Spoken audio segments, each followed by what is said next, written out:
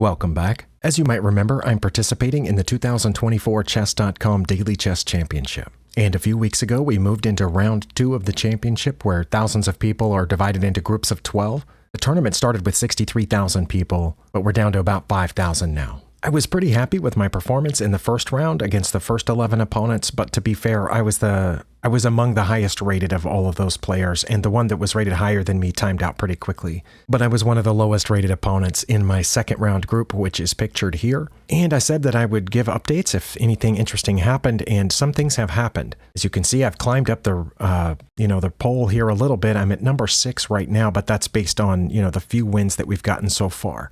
Everybody got 2 wins against this one opponent who was rated a little bit higher than me, but they timed out in all their games. So something was going on where they weren't able to make the first few moves of their games. Correction, they were able to make 5 moves in this game, and then I won on time. And it looks like in the other game they were able to make several moves as well. But anyway, they timed out against everybody, so I'm not going to take a look at those games. I did lose one game, and that was against a player who is currently rated number 1. This player, Dean, says they're from Nigeria, and they're rated in the 1500s. I don't think I've ever beaten anybody rated that high. But they've timed out in a couple of games too. But I'm going to take a look at that game that I lost against Dean Bassi, and then there's a few others that I've won here. So in this game, it says that my opponent played with 94.5% accuracy, and I played with 65% accuracy. Okay, they had no mistakes, no blunders, no misses. I had 4 mistakes. However, it looks like from the graph that I did not go behind based on mistakes. By the time of my first mistake, I was already behind. I tend to not analyze these games very seriously 100% of the time when I've looked at a game like this, where my opponent played perfectly and I didn't make a mistake until I was already behind. 100% of the time I haven't learned anything from those games, but just in case, I'm going to go here to the point of my first mistake. Now it says that my opponent was already ahead just a little bit, but we're not past the point of -1 yet. Let's see. What did I play here? It says I played knight G to E2. Okay, that's a fairly normal move in the English opening. What should I have done? I know the lines are right there, but I haven't seen them yet. Let's see. I mean, should I have played this pawn so I could get this bishop out? Should I have played D3 so I could get the bishop out this way? Or should I have put the knight on F3? Okay, well, one of those moves I mentioned is what Stockfish recommends here. The best move is D3, which I suppose adds another layer of defense to that pawn, adds the first layer of defense to my C pawn, it lets the bishop out. I'm not sure why that's so important. It says I could have even played knight C to E2, although that would have been better than knight G to E2. I don't know why. It doesn't look like either of these pawns is under threat right now. I mean, the knight's pointed there, but I'm pointed at that. Let's see, so I played this, and that put us over -1, and that's the mistake that lost me the game, apparently. I had to play D3 here. Okay, if any of you can explain why, please feel free to do so in the comments. I always appreciate when you help me out like that. But this pawn is defended twice right now. Moving it up means it's only defended once, but I guess it allows my queen some more freedom. But anyway, playing that allowed, well, it says their best move would have been bishop to G4. But they didn't play that. They played here, which prevents me from castling. So I understand why. I think I understand why that's a good move. The problem with that, I guess, is that I can put this knight up here and attack it. That's what it says is my best move, and that's what I played. So now we're between +1 and -1 again. And now they put the bishop back where they should have put it in the first place, and it does say that that's their best move. And castling is my best move. Okay, so that's what I played. So maybe that previous mistake wasn't what lost me the game. After Stockfish thought about it for a while, it says that E5 is their best move here. I mean, that, I guess it attacks that knight, so it makes sense, and then I would have to move the knight. So they did play that. And only one move here is knight to G2. That's the only move. Okay, I'm not sure why that's better than putting the knight on E2, because it would be protected by the other knight. I'm not sure why it's better than playing knight to D3, which is my second best move and what I played. That gets the knight out of danger. Why was that a problem? That's a problem because now they can play bishop to H3, which they did. Okay, now I move my rook, right? No, it says my best move is F3. Oh, that's because my queen's not defending that pawn anymore. Okay, so I get that. That's why that's a problem, right? And that's why I should have played down here to G2 so my queen could continue defending that pawn. I undefended my E pawn here. It wasn't their best move to take it though. Why is it not their best move to take this pawn now? Just out of curiosity, had they taken this, because that would have been, if I were playing with the black pieces and I had seen that this pawn is undefended now, that's what I would have played. So if they had played this, oh, my knight's still defending it. Okay. Okay. Well, then, I would have messed up had I been playing with the black pieces. My opponent did not mess up, but somehow they knew that this was their best move, even though that doesn't automatically present itself to me as the best move. But they knew that it was. Again, Stockfish is taking a while to make up its mind. I thought, it was most important to me to get this out of danger and to help protect that pawn. That's my third best move, and it's pretty close to my best move, which is f3. Okay. I thought f3 would give up the rook, and it says that's true. So I didn't give up the rook, but now they can play knight g to e4. Sorry, knight to g4, only move. They found it. Okay, and again, I wasn't really worried because that pawn is defended. This pawn's defended, the h-pawn is defended by my king. It doesn't look like they have anything really obvious here. Why is that so great? I don't know, but I have to play rook to e2 here or knight to d1 for some reason, and I don't know why. I just saw that they had an undefended pawn, so I took it, but that's a mistake because of either queen to d4 or queen to f6. My opponent played queen to f6. Now it becomes apparent why they were aiming here, and now I have to play f3, but I did not. Well, now I played d3 so my queen could defend that square. But that turned out to not be the best move. I had to play f3, where they would just take it, and then I would play d3. But instead I played d3 first, and that gave them a mate in two. Because they played here, and then no matter what I do, they have checkmate, right? At this point, yeah, it doesn't matter what I do. They're going to checkmate here on the next turn. There's a whole list of pawn moves here, and so I just did that for fun to let my opponent checkmate me. But yeah, I don't think I'm going to learn anything from that because for a second I thought I had figured out what the problem was, but no, the pawn was defended the whole time, and my opponent just knew the exact path to get in there. There's a reason that they're rated in the 1500s. Back here to this list, let's look at the 3 games that I won, not counting those 2 that I won on time after 4 or 5 moves. This game was against the highest rated opponent in the tournament. All right, it says that this opponent played better than I did. Then how did I win? I must have won on time? Okay.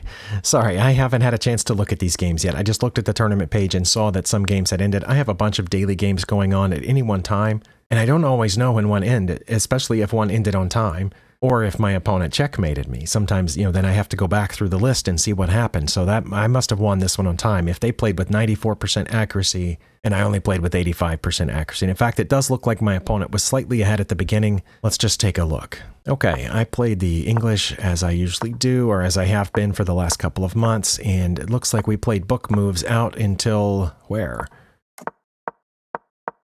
Okay, we're on move 7, and it says these are all still book moves. Where was our first? Okay, first mistake was mine, and it was on move 11. That's also a book move. That's a book move. I had no idea because I don't think I've ever, played this far out, but my opponent was apparently either looking at the opening book, which you are allowed to do in daily games, or they're, pretty well versed in playing against this, which they might well be rated 1900. Best move here is knight to d2. It says, hey, that's what I played, and that's also a book move. We're on book out to move 9. I don't know what my record is, but this has got to be getting close. That was a book move. Okay, we're on book move to move 10. My opponent has a bunch of moves that keep us close to even. They played one of them, which was also a book move. Here it says I have to play f3 to maintain the very slight advantage, or knight to b3 would be kind of close, or knight b to d1. Sorry, knight d to b1 is down here. Okay, so I needed to move that knight over to the b file. I'm not sure why. Or to f1. What? I have no idea what knight to f1 would do or why that's any good. But it was bad for me to take this pawn. Okay, so, well, for number one, I'm impressed that I played book moves out to move 10. Not so much with my opponent because, again, 1900, that's pretty high. And no, I've never beaten anyone rated that high except on time, which was the case here. So I shouldn't have taken that pawn because they can take back with their knight or their pawn. And I'm a little confused here because the game review says that taking back with the knight was an inaccuracy, but it is their best move according to Stockfish, so that's not inaccurate. So the inaccuracy that was listed over there on the game review page is not an inaccuracy, it was their best move. Okay, and I should have played knight d to e4, or castled. I did castle. Okay, but that's enough of a difference that it probably should be counted as an accuracy, so basically I had an only move here. Knight d to e4, not the other one. Knight c to e4 would have also been counted as an inaccuracy. So it had to be this knight here. I don't know why. Castling kept us between +1 and -1. My opponent's best move was a5. Or taking this bishop would have been slightly not as good, but still kept them with a slight advantage. Instead, they played b4, which was their only mistake of the game. And now we're even. If I'll play bishop to g4, Or again, knight d to e4. I don't know what that knight does there or why it has to go there. But this time playing the other knight there would have been okay also. No, sorry, I can't figure out why it needs to go there. Or queen to b3, which, I mean, that pawn is undefended, the b pawn, so I guess defending that pawn makes sense. Or queen to c2, which, what in the world does that do? I guess that knight's undefended, so that makes sense. Okay, that explains why one of the knights could go there, because the knights could defend each other from that point, I guess, but instead I went over here, which is a miss. How is it a miss? There's a whole bunch of moves that keep us even. That's normally not what miss means. Miss usually means like there was one or two only moves, and if you didn't find those, it's a miss. But here I had a whole bunch of moves I could have played. So maybe that should have been counted as a mistake because it put us at -1, but only if my opponent takes this bishop. Okay, I can understand why you'd want to trade a knight for a bishop. A lot of people do that, but I just would have taken back with my pawn, and how would I not be okay? It says they would then play a5, and I would take that pawn. And then they would play bishop to h3, which points at this undefended pawn. I guess I would have trouble defending it. Okay, well, I don't know why they're ahead -1 here, but they are. Oh, sorry, it's not -1. The game review thought it was -1. It's still between +1 and -1. It's 0.68. You know what? Now that I look at it, I think one problem with this is that eventually this pawn can come forward and challenge that knight. Not right now, because I can defend it, but you know, what if they have a rook over here, or this knight over here, and then when that pawn comes forward, oh, you know what? Right now their bishop is lined up with this, so when that pawn comes forward, it's going to be attacking my knight, and if I take it, they're going to get my rook, and if I move this knight to safety, then they're going to get this knight for free. That part I understand, so I guess it makes sense why I'm down a little bit here, but it doesn't explain why this is their best move. e4 is their next best move. What if they had played e4? And it says I would have played here, knight to d4 to get it out of danger. That makes sense. And now it's not their best move to take the bishop. Now it's their best move to put another knight in here on e5. I guess now it's not their best move to take the bishop because then I would take back with the pawn and then the pawn would be defending that knight. Well, that's pretty complicated. I'm glad I won because, you know, I got a few points for it. I'm sorry that my opponent ran out of time, but, you know, they did. The interesting thing about that game is that that's the only game in which my opponent timed out. All their other games that are finished, they have won, and all their other games are ongoing. So for some reason, they timed out against me when they were ahead, the highest rated opponent in this entire group of 12. You know, it's an unsolved mystery and probably never will be solved unless that person sends me a message and said, hey, you know, congrats. The reason I timed out is because, blah, you know, whatever. So anyway, I'll never know.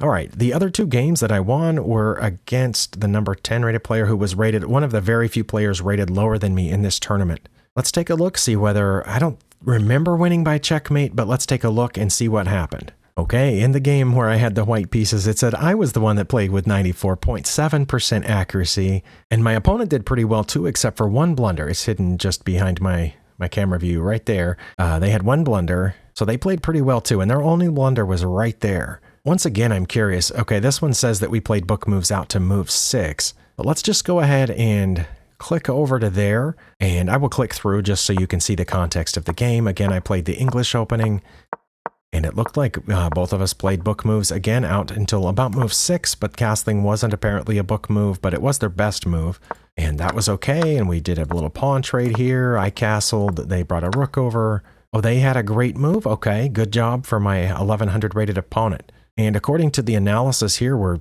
very close to even. I only have one move, and it's taking that bishop. Taking with the pawn would not have been great because it messes up my pawn structure, so this was best. Okay, my opponent's only blunder was after I played b5. b3. I did it to protect the c-pawn and with the intention of getting the bishop out. And here, my opponent had a bunch of moves that would have been fine. There might be more than those, but these all would have been fine.